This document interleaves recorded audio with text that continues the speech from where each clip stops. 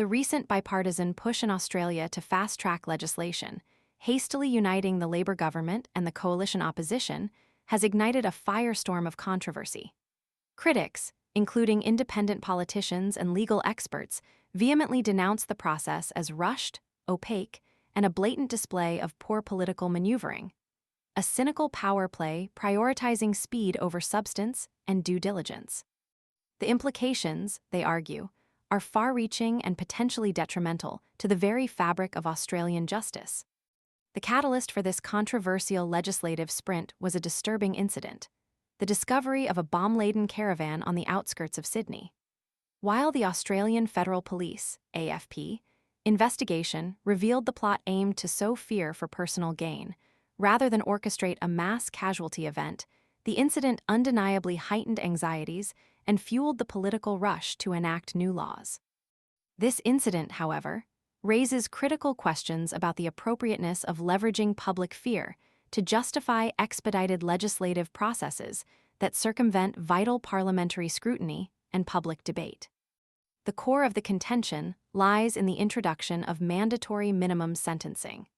This controversial measure, hastily appended to the bill as a last-minute concession to secure opposition support, has drawn sharp rebukes from various quarters. The Australian Law Reform Commission, ALRC, has consistently warned against such measures, citing compelling evidence of their ineffectiveness as crime deterrents, their exorbitant cost to taxpayers, and their disproportionate impact on already marginalized communities.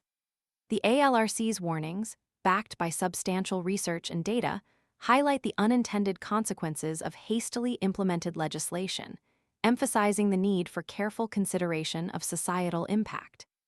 The government's swift about-face on its previously staunch opposition to mandatory sentencing raises significant eyebrows.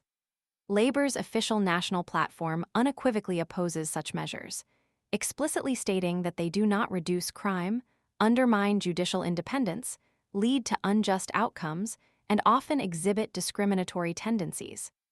This stark contradiction between stated policy and actual legislative action has fueled accusations of political opportunism and a disregard for the principles of fairness and due process.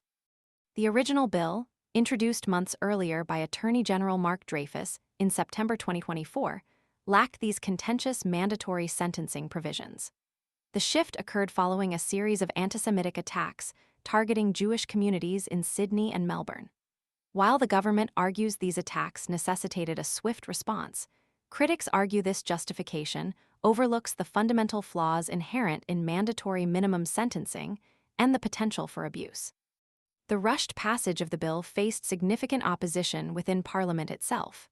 Several independent members of Parliament, MPs, including prominent figures like Monique Ryan, Helen Haynes, Zali Steggall, and Zoe Daniel, openly voiced their concerns, highlighting the lack of transparency and the potential for unjust outcomes.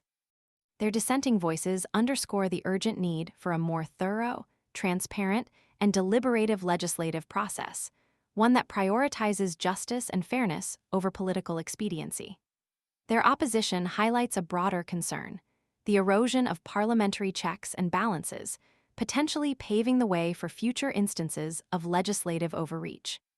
In the lower house, the Greens also registered strong opposition, echoing the concerns raised by independent MPs and legal experts. The debate further revealed the inherent complexities of this approach, with Liberal MP Julian Leeser acknowledging the usual arguments against mandatory minimums are valid for minor crimes like shoplifting.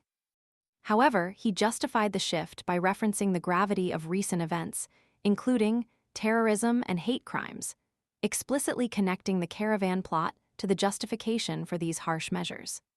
This framing, however, fails to address the broader societal implications and overlooks the ALRC's extensive warnings. The rushed process raises significant concerns about the erosion of democratic principles and the potential for unintended consequences. The lack of thorough scrutiny and public debate raises troubling questions about the integrity of the legislative process itself. The government's justification, while understandable given the context of the Sydney caravan incident and subsequent anti-Semitic attacks, cannot overshadow the fundamental flaws and potential for abuse inherent in mandatory minimum sentencing.